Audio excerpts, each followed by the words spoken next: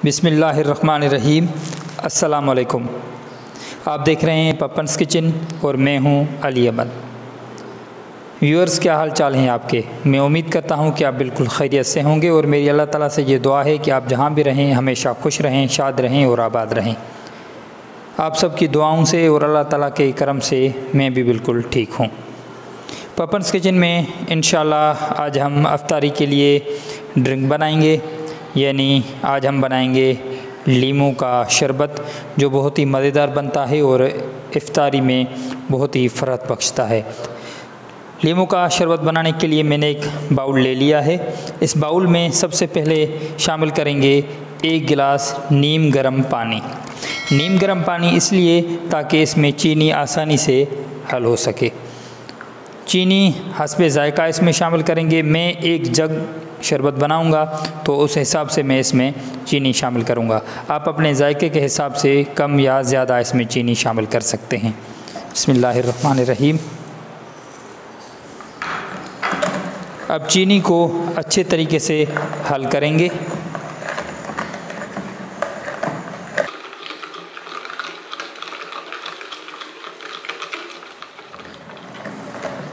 अल्हम्दुलिल्लाह चीनी अच्छे तरीके से गल चुकी है। अब चीनी में हम शामिल करेंगे नींबू। मेरे पास जो लीमू हैं वो थोड़ी छोटी साइज़ के हैं, इसलिए मैं इसमें तकरीबन 10 से 15 लीमू निचोड़ कर शामिल करूँगा। अगर आपके पास बड़ी साइज़ में और रसीले लीमू हो तो आप इसमें कम भी शामिल कर सकते हैं। तो अब लीमू को काट कर और इसको निचोड़ कर शामिल करेंगे शरबत में। बिस्मिल्लाहिर्रहमानिर्रहीम।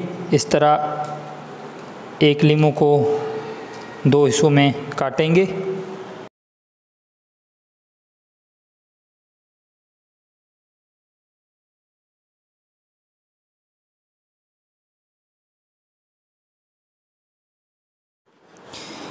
मैंने तकरीबन 10 से 15 लीमू इस तरह 2 टुकड़ों में काट लिए हैं। अब इनको निचोड़कर और शरबत में शामिल करेंगे।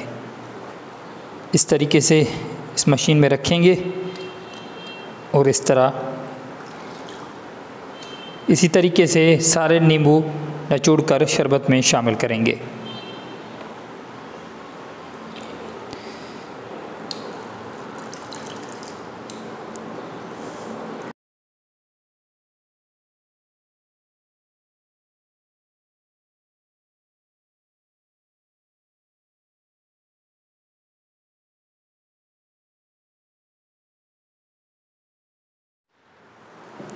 अल्हम्दुलिल्लाह मैंने तकरीबन सारे नींबू निचोड़कर शरबत में शामिल कर लिए हैं।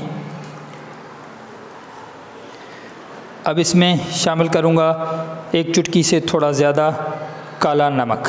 काला नमक इसमें बहुत मज़ा करता है, इसलिए मैं अक्सर इसमें शामिल करता हूँ। आपकी मर्ज़ी है, आपको अगर अच्छा नहीं लगता तो बेशक आप इसमें शामिल नहीं कीजिएगा।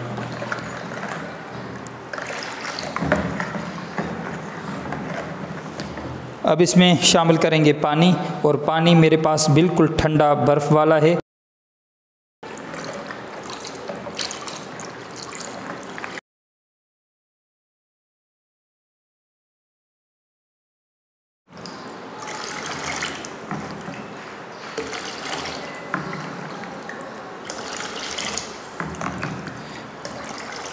अल्हम्दुलिल्लाह लीमू का शरबत बिल्कुल तैयार है।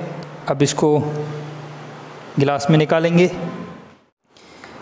बिस्मिल्लाहिर्रहमानिर्रहीम।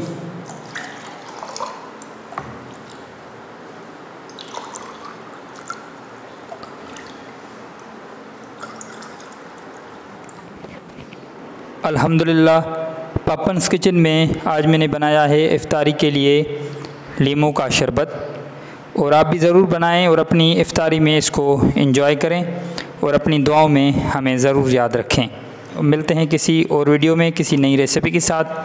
तब तक हमें इजाज़त दीजिए। अल्लाह हाफ़िज़।